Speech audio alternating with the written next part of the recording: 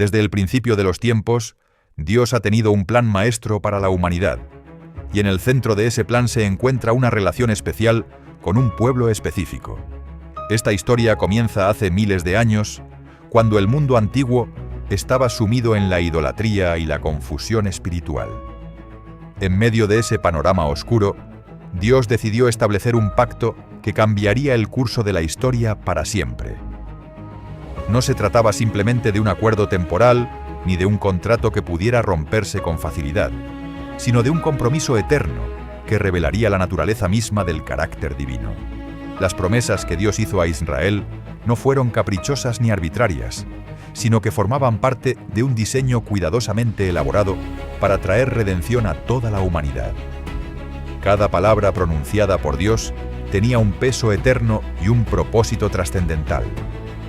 Todo comenzó con un hombre llamado Abraham, un habitante de Ur de los Caldeos, que vivía en una sociedad politeísta.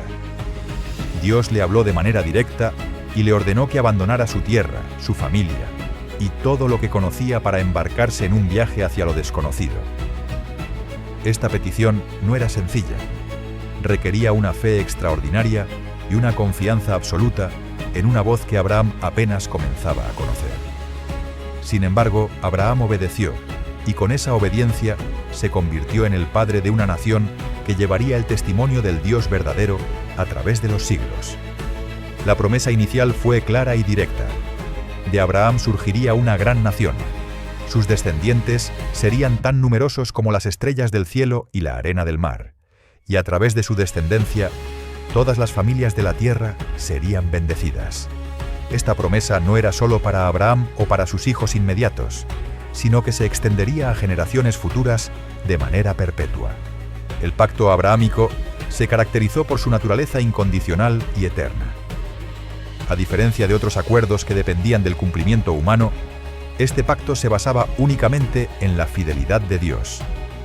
Cuando Abraham dudó y preguntó cómo podría estar seguro de estas promesas, Dios realizó un ritual antiguo y solemne que involucraba el sacrificio de animales y el paso de una antorcha de fuego entre las piezas divididas. Lo extraordinario de este momento fue que solo Dios pasó entre los animales, simbolizando que Él solo cargaría con la responsabilidad de cumplir el pacto.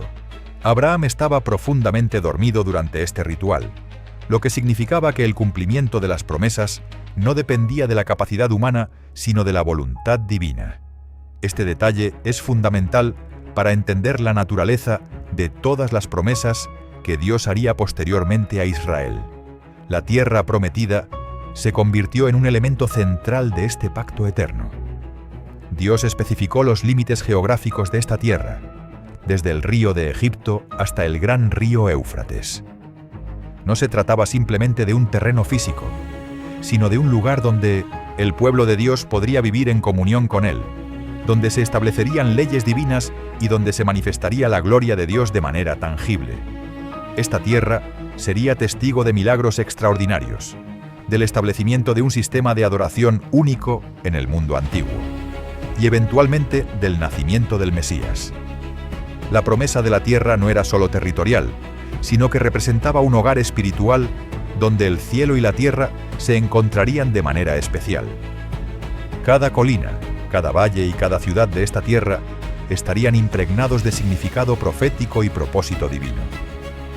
El pacto fue confirmado y ampliado con Isaac, el hijo de la promesa, nacido milagrosamente cuando Abraham y Sara ya eran ancianos. Esta confirmación demostró que Dios no se retractaría de sus promesas sin importar cuán imposibles parecieran las circunstancias. Isaac heredó no solo las bendiciones materiales de su padre, sino también la responsabilidad de continuar la línea a través de la cual vendría el Redentor. Posteriormente, Jacob, quien más tarde sería llamado Israel, recibió la misma promesa con un añadido significativo. De él surgirían 12 tribus que formarían la nación completa. En una noche memorable en Peniel, Jacob luchó con un ángel y su nombre fue cambiado, simbolizando una transformación no solo personal sino nacional. A partir de ese momento, el pueblo llevaría el nombre de Israel, que significa el que lucha con Dios, o príncipe de Dios, un nombre que definiría su relación especial con el Creador. La fidelidad de Dios al pacto fue probada repetidamente a lo largo de la historia de Israel. Cuando el pueblo descendió a Egipto durante el tiempo de José y posteriormente cayó en esclavitud durante 400 años, muchos podrían haber pensado que Dios había olvidado sus promesas. Sin embargo, el texto bíblico nos dice que Dios se acordó de su pacto con Abraham, Isaac y Jacob. Este recordatorio no significa que Dios hubiera olvidado, sino que el tiempo de cumplimiento había llegado. La liberación de Egipto a través de Moisés fue una demostración poderosa de que ninguna fuerza humana, por poderosa que fuera, podía impedir que Dios cumpliera lo que había prometido. Las 10 plagas, la separación del Mar Rojo y la guía por el desierto fueron manifestaciones visibles de un Dios que mantiene sus compromisos. En el monte Sinaí, el pacto tomó una nueva dimensión cuando Dios entregó la ley a través de Moisés. Aunque algunos han interpretado esto como un reemplazo del pacto abrahámico, en realidad fue una ampliación y una especificación de cómo el pueblo debía vivir en relación con su Dios. La ley no anulaba las promesas hechas a Abraham, sino que proporcionaba el marco ético y moral dentro del cual la nación de Israel funcionaría. Las promesas seguían siendo incondicionales en su cumplimiento final, pero la experiencia diaria de bendición dependería de la obediencia del pueblo. Este equilibrio entre la gracia soberana de Dios y la responsabilidad humana es uno de los temas más profundos y complejos de toda la revelación bíblica. El establecimiento del reino bajo David trajo una nueva dimensión al pacto eterno. Dios prometió a David que su trono sería establecido para siempre, que de su descendencia vendría un rey cuyo reino no tendría fin. Esta promesa davídica se entrelazó con el pacto abrahámico, creando una expectativa mesiánica que dominaría el pensamiento israelita durante siglos. Salomón construyó el templo, el lugar donde la presencia de Dios habitaría de manera especial entre su pueblo. Sin embargo, incluso en los momentos de mayor gloria nacional, los profetas recordaban al pueblo que el cumplimiento final de todas estas promesas estaba aún en el futuro. El reino de Salomón, con toda su magnificencia, era apenas una sombra de lo que vendría cuando el verdadero rey, el Mesías, estableciera su reino eterno. A pesar de las repetidas infidelidades de Israel, incluyendo la división del reino, la adoración de ídolos y la injusticia social, Dios nunca revocó su pacto. Los profetas, una y otra vez, llamaban al pueblo al arrepentimiento, pero incluso cuando pronunciaban juicios, siempre incluían promesas de restauración. Isaías habló de un siervo sufriente que llevaría los pecados del pueblo. Jeremías profetizó un nuevo pacto que sería escrito en los corazones. Ezequiel vio huesos secos que volvían a la vida, simbolizando la restauración nacional de Israel.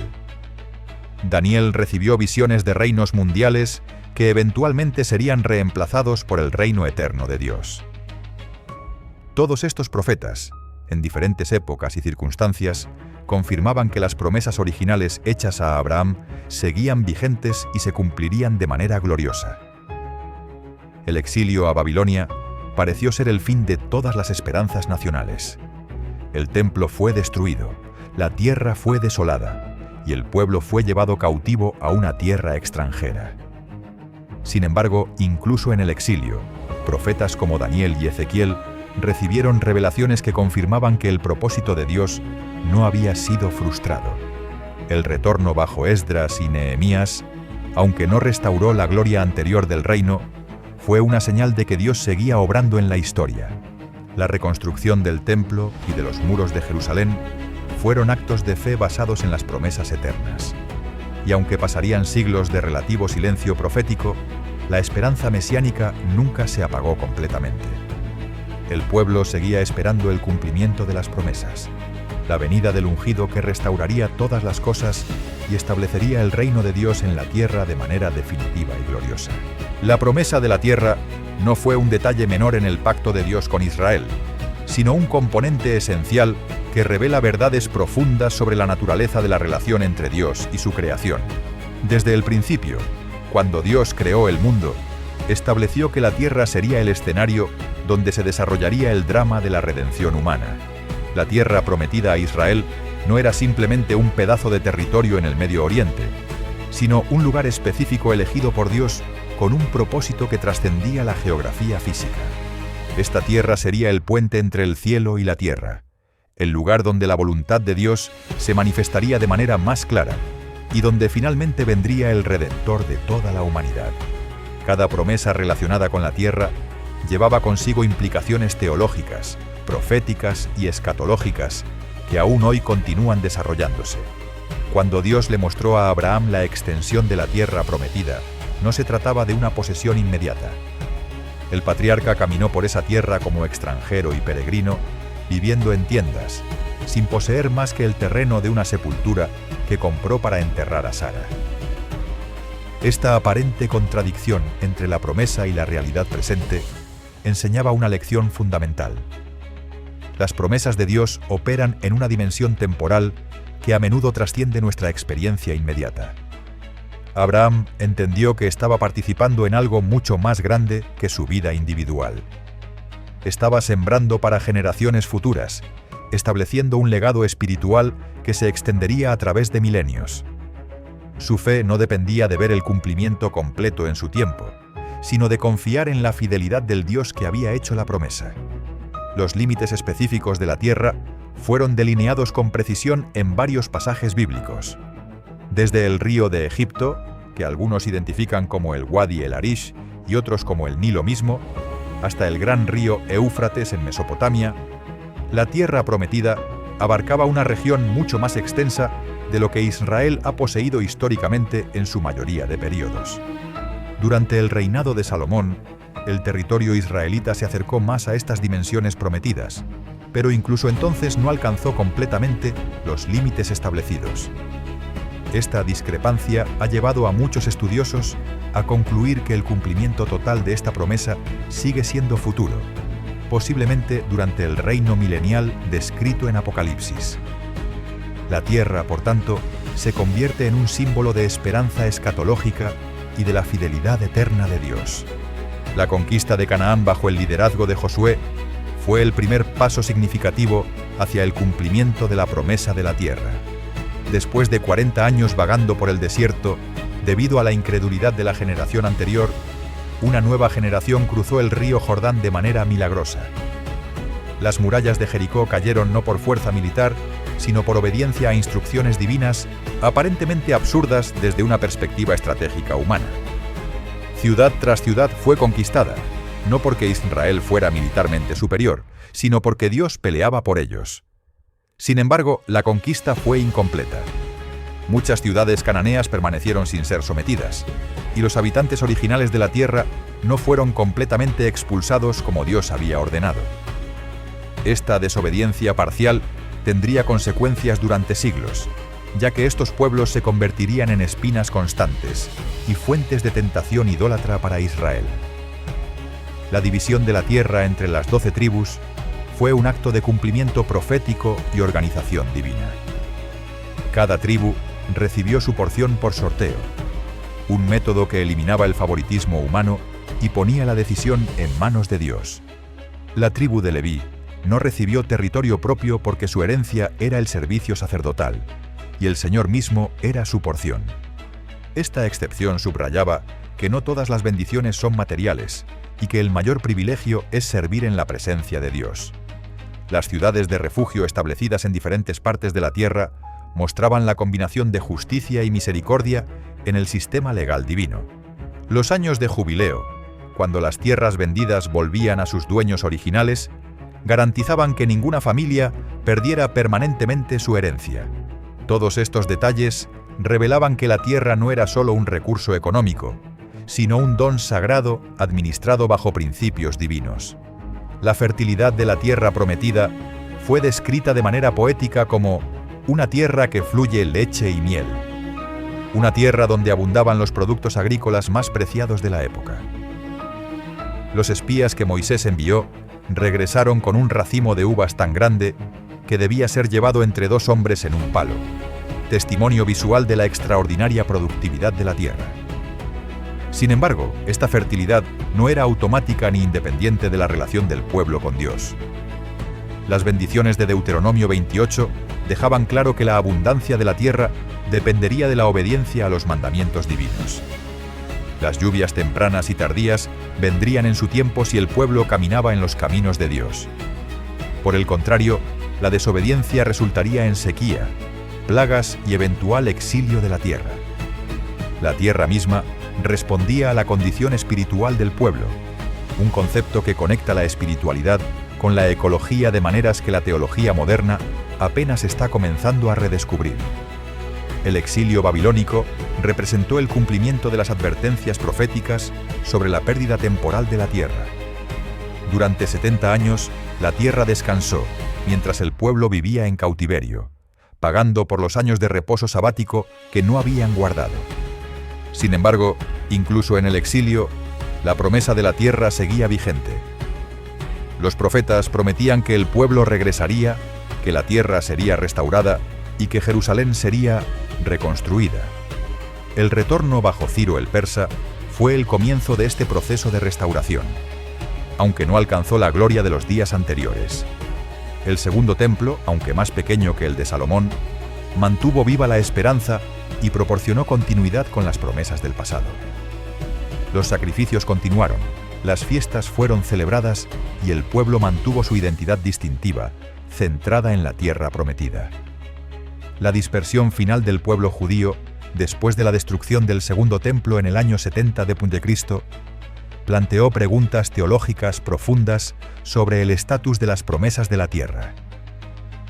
Durante casi 2000 años, la mayoría de los judíos vivieron en la diáspora, lejos de su tierra ancestral. Algunos interpretaron esto como la anulación de las promesas territoriales, argumentando que éstas se habían cumplido espiritualmente en la Iglesia. Sin embargo, otros mantuvieron que las promesas físicas de la tierra seguían vigentes y que eventualmente habría una restauración nacional.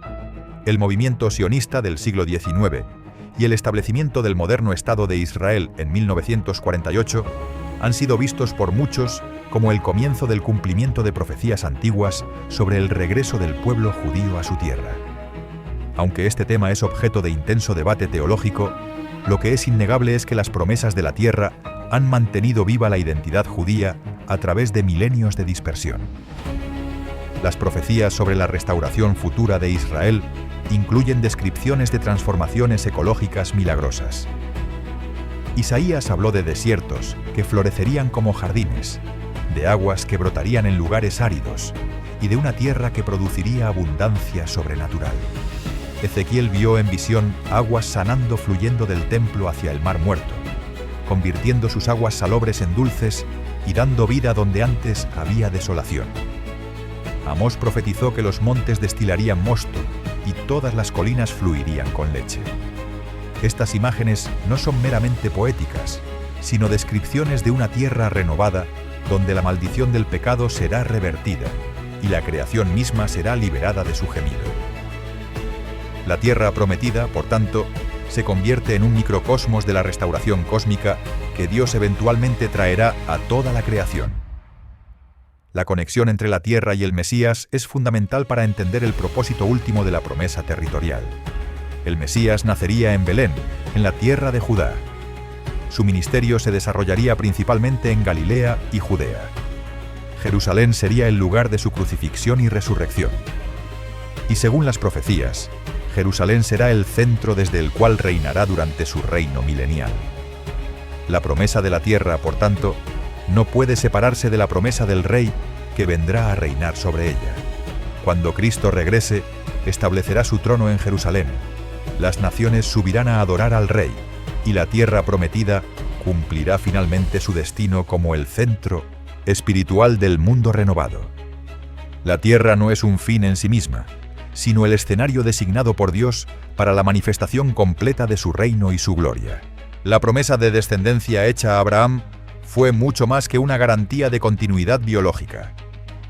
En el mundo antiguo, no tener hijos era considerado una maldición y un signo de desaprobación divina. Abraham y Sara enfrentaron esta situación durante décadas, hasta que ambos estaban mucho más allá de la edad normal de procreación.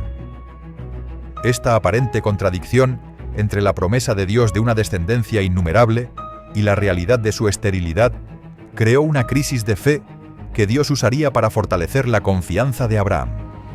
Cuando finalmente nació Isaac, su nombre mismo, que significa risa, recordaba tanto la incredulidad inicial de Sara como el gozo desbordante del cumplimiento divino. Este hijo milagroso no solo sería el heredero de Abraham, sino el prototipo de todos los nacimientos milagrosos en la historia de la redención, culminando en el nacimiento virginal del Mesías mismo. La promesa de descendencia incluía una dimensión cuantitativa extraordinaria. Los descendientes de Abraham serían tan numerosos como las estrellas del cielo y como la arena a la orilla del mar. Esta comparación no era solo una hipérbole poética, sino una declaración profética de alcance universal. Las estrellas representaban lo celestial e incontable, mientras que la arena simbolizaba lo terrenal e innumerable. Esta dualidad sugería que la descendencia de Abraham tendría tanto dimensiones físicas como espirituales, tanto una nación terrenal como una familia de fe que trascendería fronteras étnicas. A través de los siglos, el pueblo judío ha sobrevivido contra toda probabilidad, manteniendo su identidad distintiva, a pesar de exilios, persecuciones e intentos de genocidio. Esta supervivencia milagrosa es en sí misma un testimonio del cumplimiento de la promesa divina. Sin embargo, la promesa más revolucionaria, relacionada con la descendencia, fue que en tu simiente serán benditas todas las naciones de la tierra. Esta afirmación transformaba la promesa particular a Abraham en una promesa universal para toda la humanidad. La palabra hebrea traducida como simiente es singular, lo que ha llevado a interpretaciones que señalan hacia un descendiente específico más que hacia los descendientes en general. El apóstol Pablo identificaría explícitamente a este descendiente con Cristo, argumentando que todas las promesas hechas a Abraham encontraban su cumplimiento final en el Mesías. Esta interpretación no anula la promesa a Israel como nación, sino que la coloca dentro del contexto más amplio del plan redentor de Dios para toda la creación. Israel sería el conducto a través del cual vendría el Salvador del mundo. La historia de los patriarcas está llena de narrativas que demuestran cómo Dios protegió y preservó la línea de la promesa. Cuando Abraham bajó a Egipto durante un hambre y mintió sobre Sara, poniendo en peligro la pureza de la línea prometida, Dios intervino con plagas para proteger a la matriarca. Cuando Isaac repitió el mismo error con Rebeca, nuevamente Dios actuó para preservar el linaje.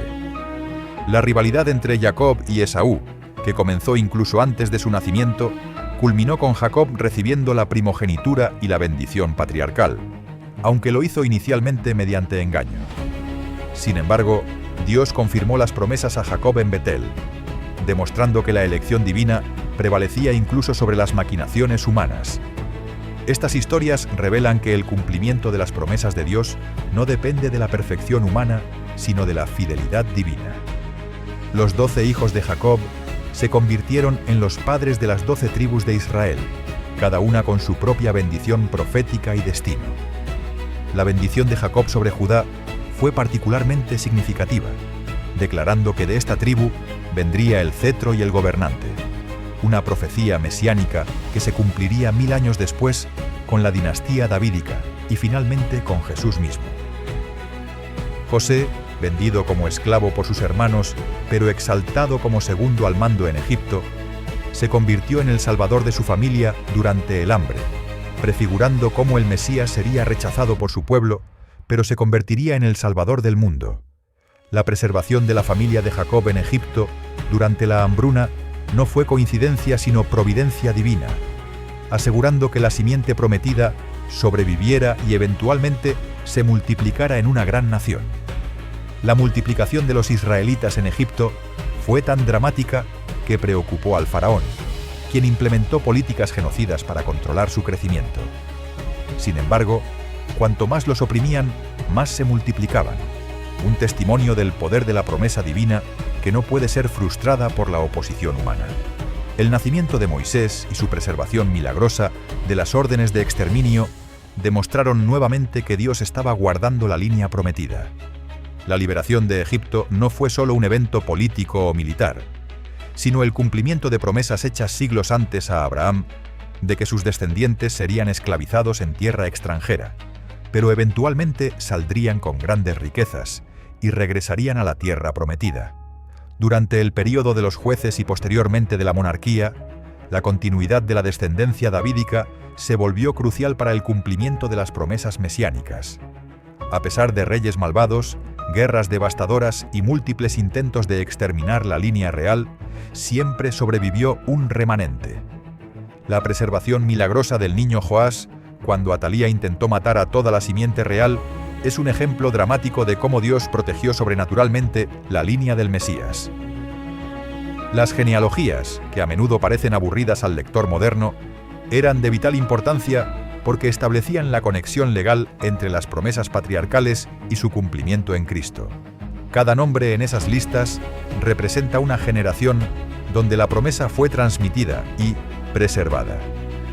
El exilio babilónico planteó serias preguntas sobre la continuidad de la descendencia davídica y el futuro de las promesas. Con la deportación de la familia real y la destrucción del reino, parecía que las promesas habían fracasado. Sin embargo, los profetas del exilio, especialmente Ezequiel y Daniel, recibieron revelaciones que confirmaban que un descendiente de David eventualmente se sentaría en el trono y reinaría sobre un reino eterno. El retorno del exilio preservó la continuidad de las genealogías, permitiendo que cuando Jesús naciera siglos después, su linaje davídico pudiera ser trazado de manera clara y verificable.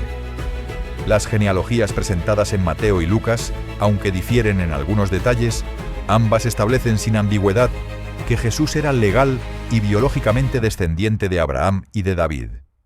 La dimensión espiritual de la descendencia de Abraham fue revelada progresivamente a lo largo de la historia bíblica.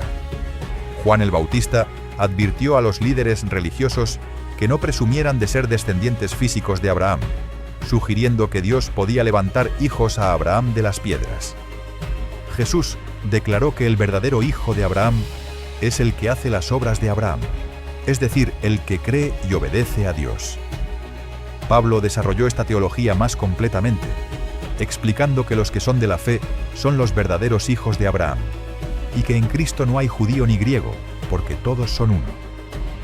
Esta comprensión no elimina la promesa a Israel como nación, sino que la expande para incluir a todos los que por fe se unen a la simiente prometida, que es Cristo. La Iglesia, compuesta por judíos y gentiles unidos en Cristo, se convierte en parte de la familia de Abraham, heredera de las promesas espirituales sin anular las promesas físicas aún pendientes de cumplimiento completo para Israel nacional. La bendición que fluiría de la descendencia de Abraham hacia todas las naciones se manifiesta más claramente en el Evangelio de Cristo. A través de la muerte y resurrección del Mesías judío, la salvación se ha extendido hasta los confines de la tierra. Personas de toda tribu, lengua, pueblo y nación han sido redimidas y traídas a la familia de Dios. La gran comisión de llevar el Evangelio a todas las naciones es el cumplimiento directo de la promesa hecha a Abraham de que en su simiente serían benditas todas las familias de la tierra. Cada vez que alguien en cualquier lugar del mundo pone su fe en Cristo, se está cumpliendo esa promesa antigua. La descendencia de Abraham, por tanto, no se limita a una etnia o nación, sino que se extiende a toda la humanidad redimida, unida por la fe en el Dios de Abraham y en el Mesías que vino de su linaje para salvar al mundo. Una de las promesas más extraordinarias y distintivas que Dios hizo a Israel fue su compromiso de habitar en medio de ellos. En el mundo antiguo, las deidades paganas eran vistas como distantes, caprichosas y desinteresadas en los asuntos humanos cotidianos. Pero el Dios de Israel prometió algo radicalmente diferente. Él mismo habitaría entre su pueblo, establecería su morada en medio de ellos y manifestaría su presencia de maneras tangibles y gloriosas. Esta promesa de presencia divina no era solo un concepto teológico abstracto, sino una realidad que se manifestaría a través de símbolos físicos, experiencias místicas y encuentros directos con lo sagrado. La presencia de Dios sería lo que distinguiría a Israel de todas las demás naciones de la tierra, convirtiéndolos en un reino de sacerdotes y una nación santa. Durante el éxodo de Egipto, la presencia de Dios se manifestó de manera visible y dramática a través de la columna de nube durante el día y la columna de fuego durante la noche. Esta manifestación teofánica no era ocasional o esporádica, sino constante y continua. El pueblo podía literalmente ver la presencia de Dios guiándolos a través del desierto, protegiéndolos de sus enemigos y señalando cuándo debían acampar y cuándo debían moverse. La nube no era solo un fenómeno meteorológico natural, sino la Shekinah, la gloria manifiesta de Dios que tomaba forma visible. Cuando el pueblo se quejaba, cuando enfrentaban peligros o cuando necesitaban dirección, podían mirar hacia arriba y ver la evidencia tangible de que Dios estaba con ellos. Esta presencia visible era un cumplimiento de la promesa de que Dios nunca los abandonaría ni los desampararía. La construcción del tabernáculo representó un salto cualitativo en la promesa de la presencia divina. Dios dio instrucciones meticulosamente detalladas a Moisés sobre cómo debía construirse este santuario portátil, especificando materiales, dimensiones, colores y procedimientos. Cada elemento del tabernáculo tenía significado simbólico y apuntaba hacia realidades espirituales más profundas. El arca del pacto, con su propiciatorio cubierto por querubines, representaba el trono de Dios en medio de su pueblo. El lugar santísimo, separado por un velo grueso y accesible solo una vez al año por el sumo sacerdote, simbolizaba la santidad trascendente de Dios y la necesidad de mediación para acercarse a Él. Cuando el tabernáculo fue finalmente completado, según las especificaciones divinas, la gloria de Dios descendió con tal intensidad que ni siquiera Moisés podía entrar. Esta fue la confirmación visible de que Dios había aceptado la obra y había establecido su morada entre ellos. El sistema sacrificial establecido en conexión con el tabernáculo proporcionaba el medio para mantener la relación con el Dios Santo, que habitaba en medio de un pueblo pecador. Los sacrificios diarios, las ofrendas por el pecado, los holocaustos y las ofrendas de paz creaban un ciclo continuo de expiación y comunión. El día de la expiación, Yom Kippur, era el momento culminante del año cuando el sumo sacerdote entraba en el lugar santísimo con sangre de sacrificio para hacer expiación por todo el pueblo. Este elaborado sistema no era arbitrario ni primitivo, sino una pedagogía divina que enseñaba verdades profundas sobre la santidad de Dios, la seriedad del pecado, la necesidad de un mediador y el principio de sustitución sacrificial. Todo esto prefiguraba el sacrificio final y perfecto de Cristo que haría posible el acceso directo a la presencia de Dios para todos los creyentes. La construcción del Templo de Salomón llevó la promesa de la presencia divina a un nivel de magnificencia sin precedentes.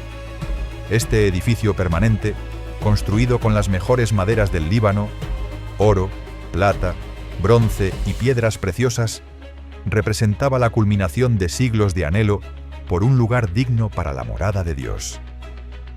La dedicación del templo fue uno de los momentos más gloriosos en la historia de Israel. Cuando los sacerdotes salieron del lugar santo, después de colocar el arca, la gloria de Dios llenó la casa con tal intensidad que no podían permanecer de pie para ministrar. Salomón ofreció una oración de dedicación que reconocía la paradoja de que los cielos de los cielos no podían contener a Dios, y sin embargo él había prometido poner su nombre en este lugar. El templo se convirtió en el centro de la vida religiosa, social y nacional de Israel, el lugar hacia el cual todo judío miraba en oración, sin importar dónde se encontrara en el mundo. Sin embargo, la presencia de Dios no era automática ni incondicional en el sentido de que permanecería sin importar el comportamiento del pueblo. Los profetas advertían repetidamente que la persistencia en el pecado, la idolatría y la injusticia resultaría en el retiro de la presencia divina. La visión de Ezequiel de la gloria de Dios, abandonando gradualmente el templo, es uno de los pasajes más trágicos de toda la Escritura. La gloria se movió del lugar santísimo al umbral, luego a la puerta oriental y finalmente al Monte de los Olivos al este de la ciudad, antes de desaparecer completamente. Esta partida precedió la destrucción de Jerusalén y el templo por los babilonios. un juicio devastador que demostraba que la presencia física del templo no garantizaba la presencia espiritual de Dios si el pueblo violaba persistentemente el pacto. Durante el exilio babilónico, el pueblo tuvo que aprender a experimentar la presencia de Dios sin el templo, sin los sacrificios y sin la tierra prometida. Las sinagogas emergieron como lugares de reunión y oración, aunque no podían ofrecer sacrificios.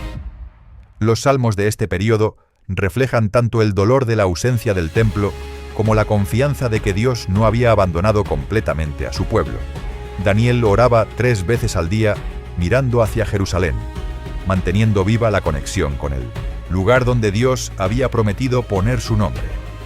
Los profetas del exilio prometían que Dios regresaría a su templo, que la gloria volvería y que habría una restauración de la presencia divina aún mayor que la anterior. Esta esperanza sostuvo al pueblo durante las décadas de cautiverio y motivó el eventual retorno a la tierra. La reconstrucción del segundo templo, después del retorno del exilio, fue un evento agridulce. Aunque hubo gran regocijo por poder restablecer el culto en Jerusalén, los ancianos que habían visto el templo de Salomón lloraban porque este nuevo edificio no se comparaba en magnificencia con el anterior. Más significativamente, faltaban varios elementos que habían estado presentes en el primer templo. El arca del pacto había desaparecido. La gloria visible de Dios no llenó el lugar santo como lo había hecho antes, y el fuego celestial no consumió el sacrificio de dedicación. Sin embargo, los profetas como Ageo prometían que la gloria del segundo templo sería mayor que la del primero, una promesa desconcertante dado que físicamente era inferior. El cumplimiento de esta promesa vendría de manera inesperada. Sería en este templo donde entraría el Mesías mismo, la encarnación física de la presencia de Dios. La venida de Cristo representó el cumplimiento más completo y radical de la promesa de la presencia divina. Juan declaró que el Verbo se hizo carne y habitó entre nosotros, usando la palabra griega que literalmente significa tabernaculizó, o puso su tienda. Jesús mismo se identificó como el verdadero templo, declarando que si destruían este templo, lo levantaría en 3 días, refiriéndose a su cuerpo. Su nacimiento fue anunciado con las palabras Emanuel, Dios con nosotros, el cumplimiento literal de la promesa de presencia divina. Durante su ministerio terrenal, la gloria de Dios habitaba entre el pueblo de manera personal, accesible y transformadora. Pero su muerte en la cruz llevó la promesa de presencia a una dimensión aún más profunda. El velo del templo se rasgó de arriba a abajo, simbolizando que el acceso a la presencia de Dios ahora estaba abierto para todos.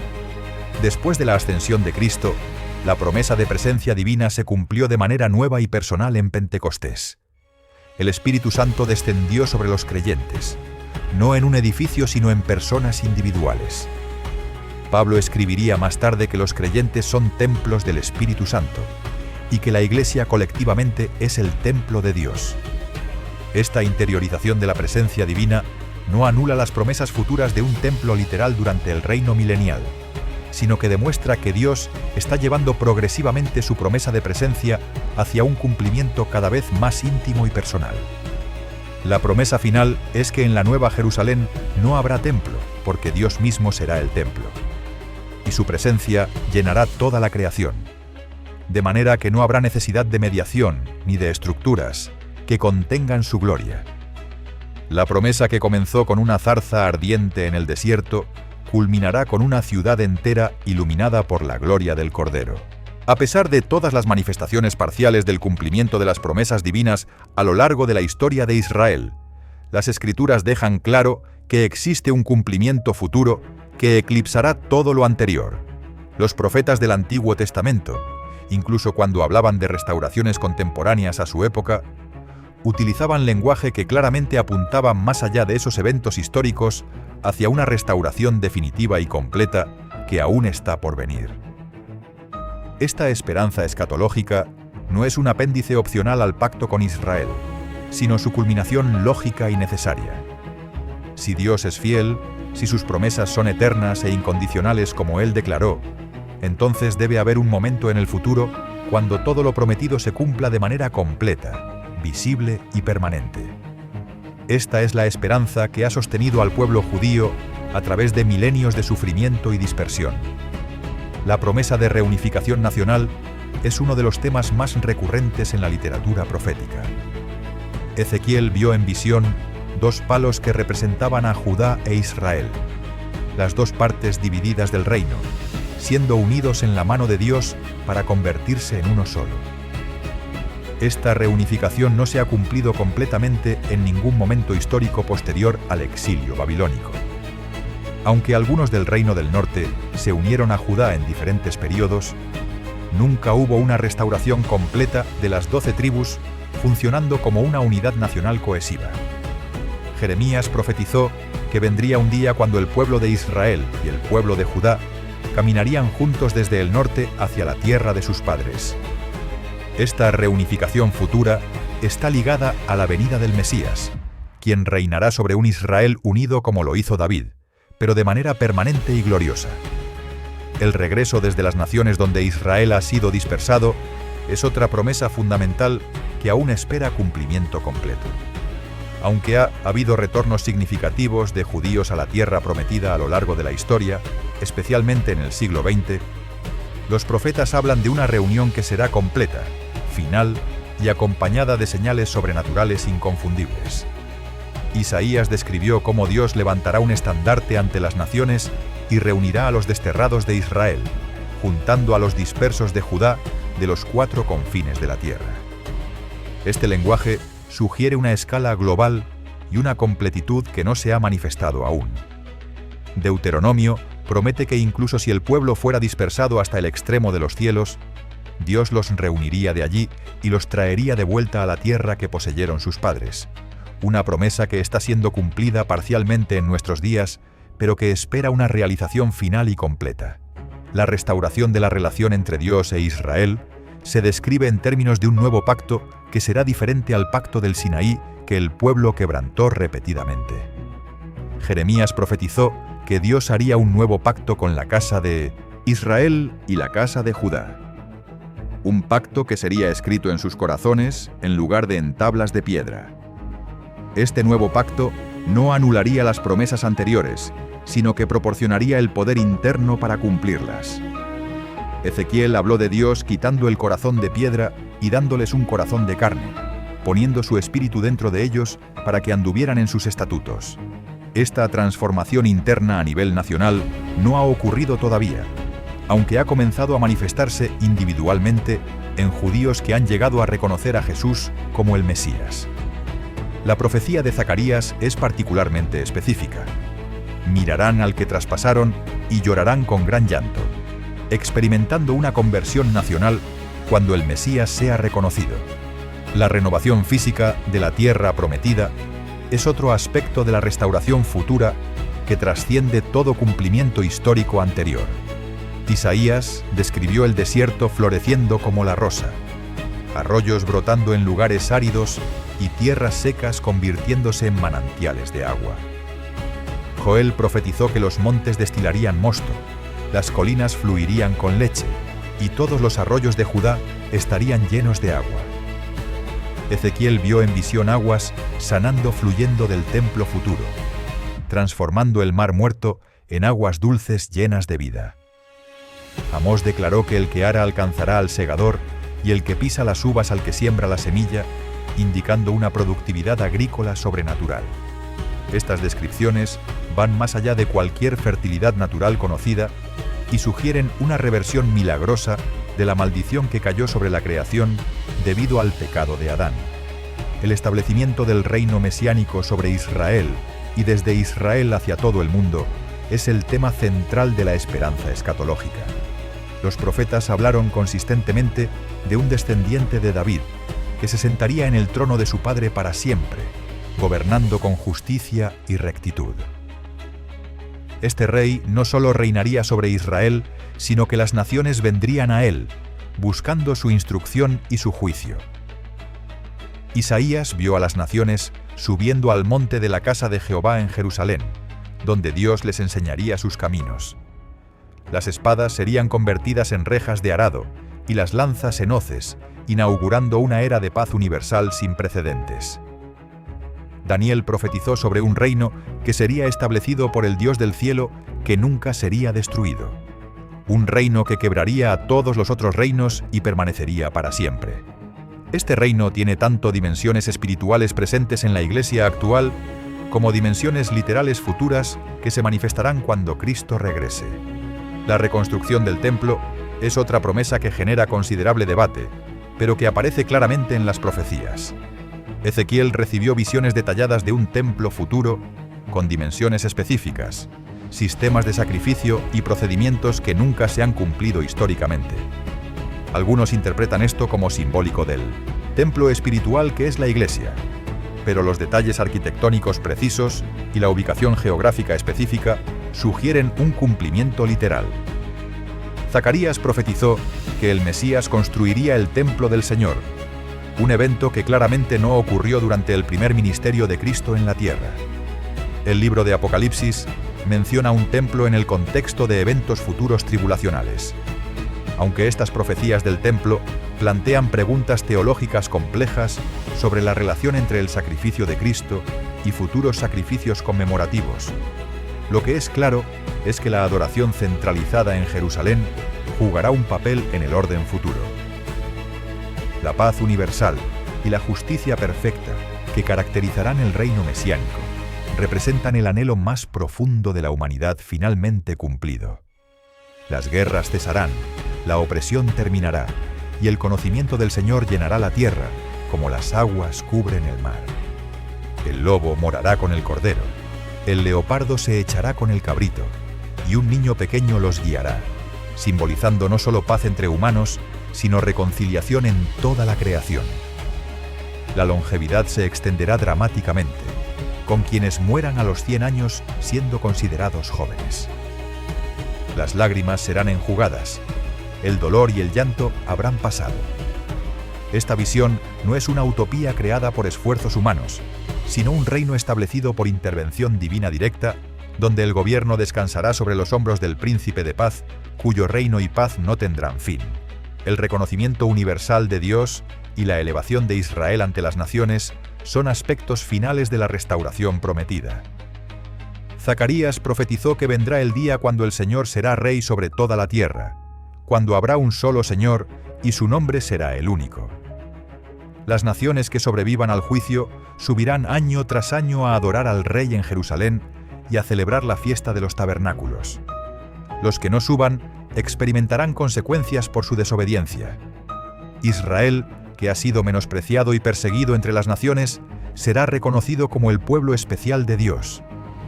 Los gentiles tomarán del manto de un judío diciendo: «Iremos con vosotros, porque hemos oído que Dios está con vosotros».